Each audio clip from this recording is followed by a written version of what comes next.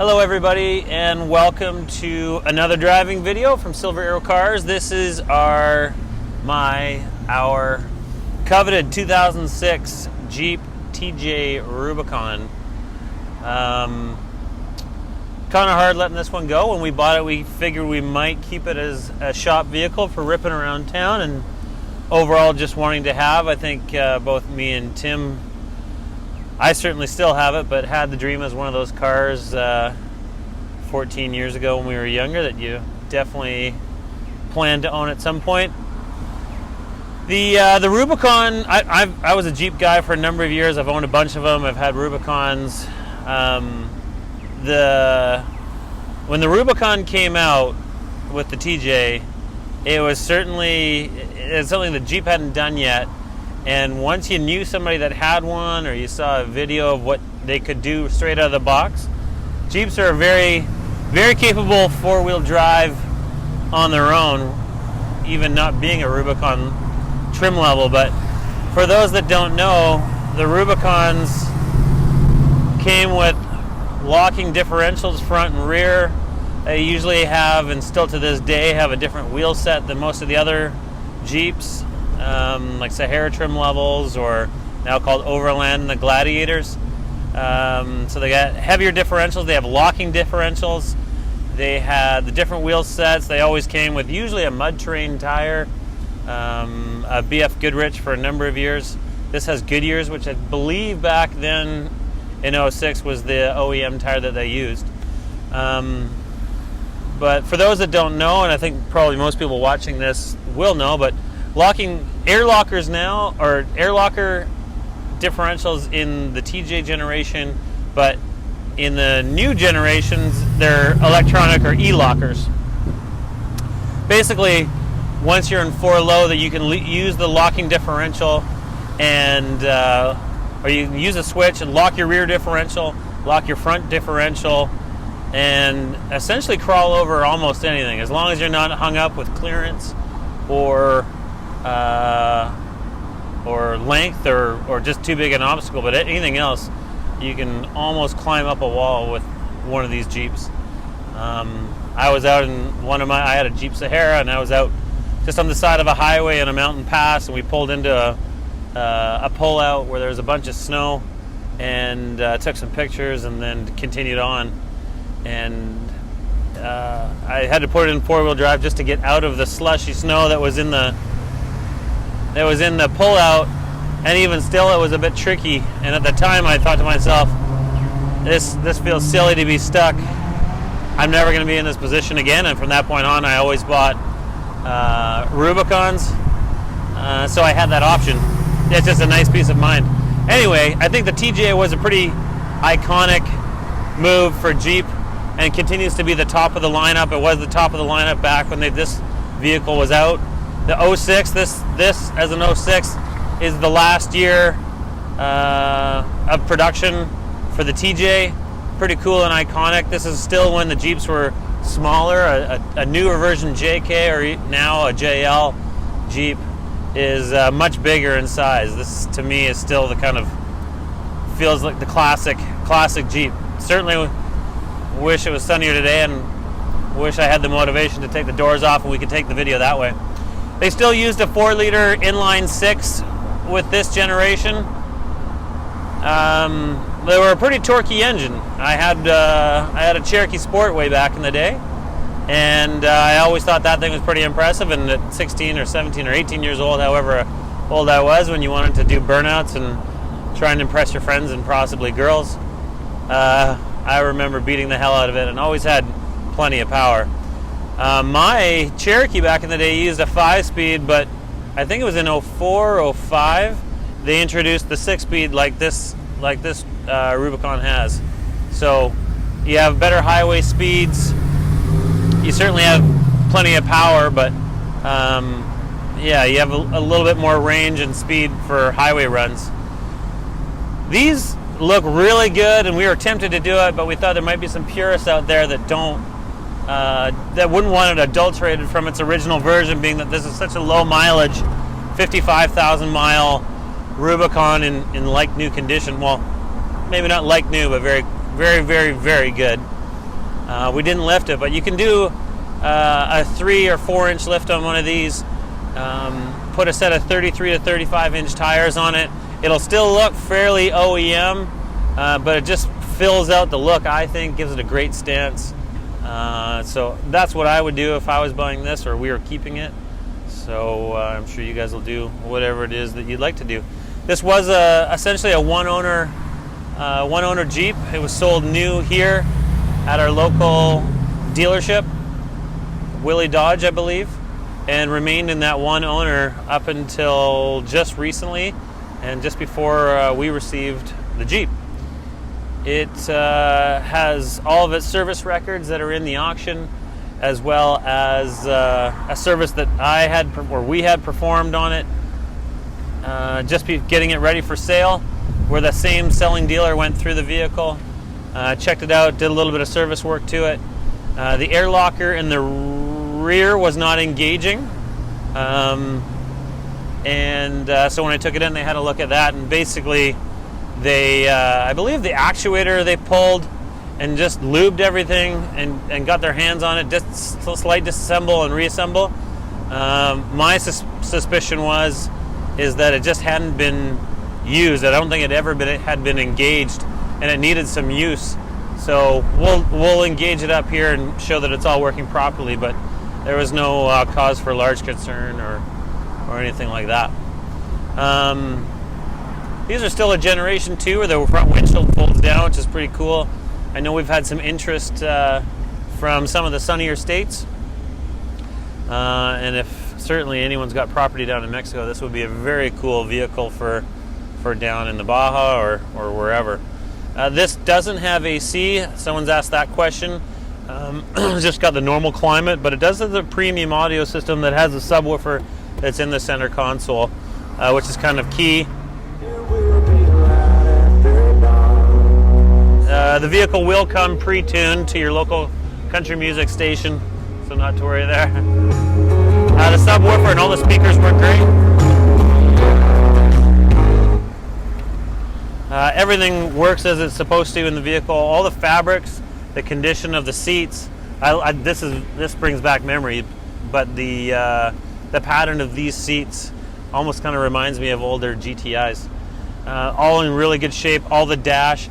It's funny when we'll add a little clip in the day we took the roof off this, but the first time the roof had ever been off this vehicle, I think, is when the vehicle came to us and we decided that we wanted to see the condition of the soft top, everything else. Soft top had never been up.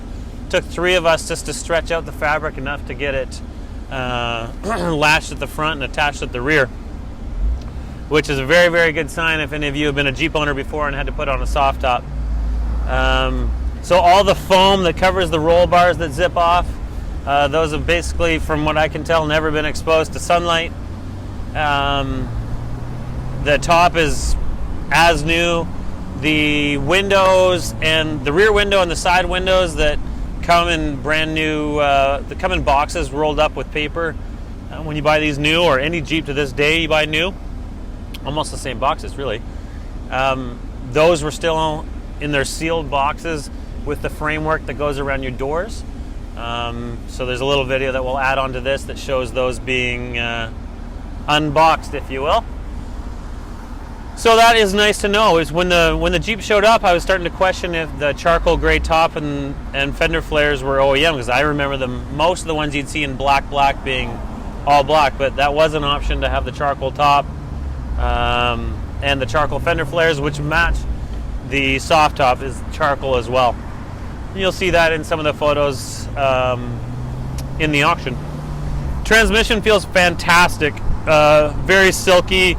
If you've ever owned one of these before, the transmissions in these Jeeps were a great feeling transmission with nice positive gates.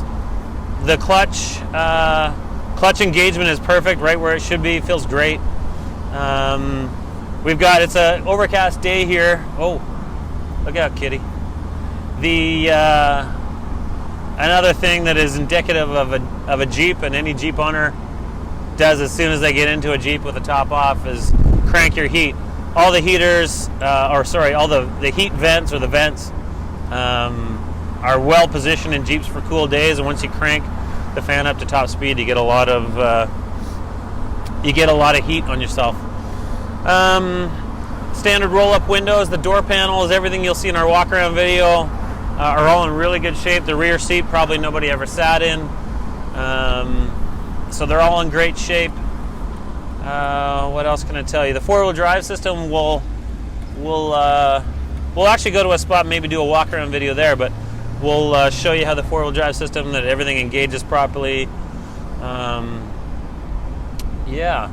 The valve cover gaskets, I believe those were just replaced not too long ago, as well as the timing cover gaskets, and some other service work that you'll see in the records, but it runs fantastic. Yeah, I really do wish I was keeping this for myself. Shout out to a guy years ago that owned one of these, owned a local nightclub, and I remember he had one of these in black, and had it lifted with 35s. I thought it was one of the coolest looking Jeeps I'd seen around. Doug Hodgson, I believe his name was. Yeah, not much else to walk you through. Everything works as it's supposed to. The speedometer was swapped out for an American speedometer, knowing that we were going to be bringing it down to the States. So that's why the gauge cluster is slightly different. We have the receipt for that. It shows what the odometer reading was before it was swapped, and then after, of course, to being a U.S. spec odometer.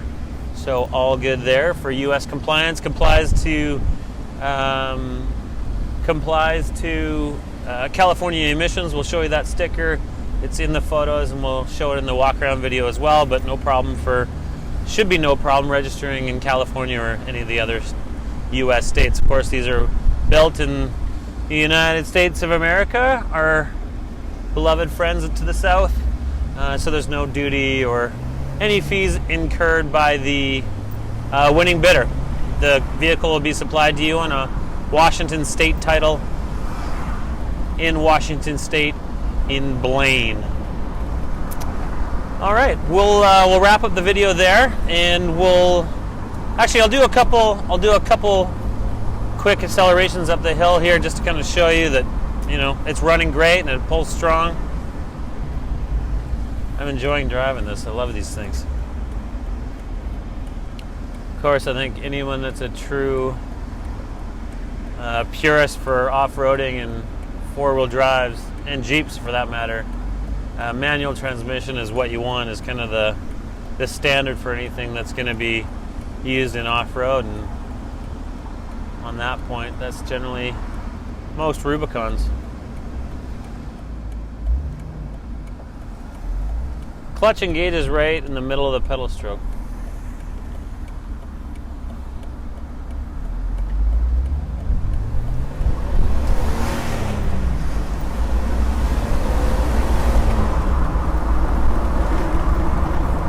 That was up to 40 miles an hour pretty quick.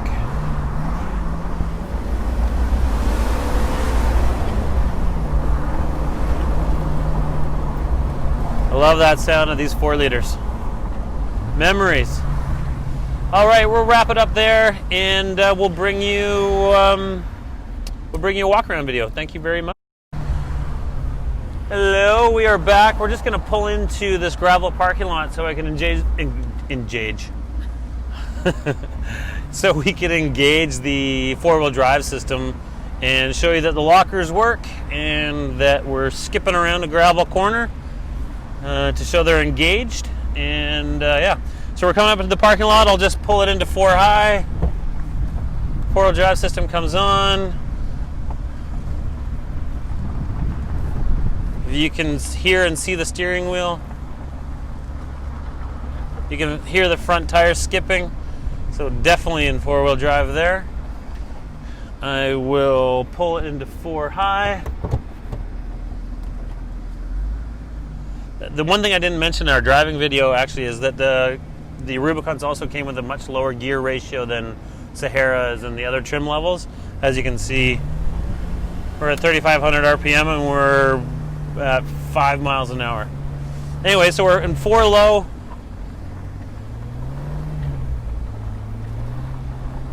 Lots of pull from the front axle. So now I'll lock the diffs. I believe it is down to engage. Rear locker, you can see, is engaged. It's not blinking. That was pretty quick. And then I hit it again for the front locker. It's blinking.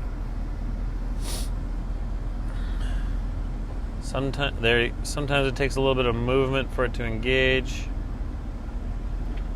There we go. So the locker is engaged in the front. Oh, blinking again. Engaged in the front. There we go. We're locked. First, second. Now, lots of fight from the steering wheel in the gravel. Hard to make the turn. Anyone that knows lockers, that is an obvious indicator that you are locked up. And everyone knows also that normally you wouldn't use the front locker. You wouldn't use the front. Oh, sorry, I just disengaged them. You'll see here, both are off now. But generally, you don't use your locking front diff if you have to do much turning. If you need to get through a crazy obstacle or climb something, or maybe if you're in snow or a lot of mud. But if you're driving on a surface that has a lot of friction, that's not advisable. All right, I'm gonna pull it out of 4 low. 4-wheel drive light is off. And now we'll do some donuts.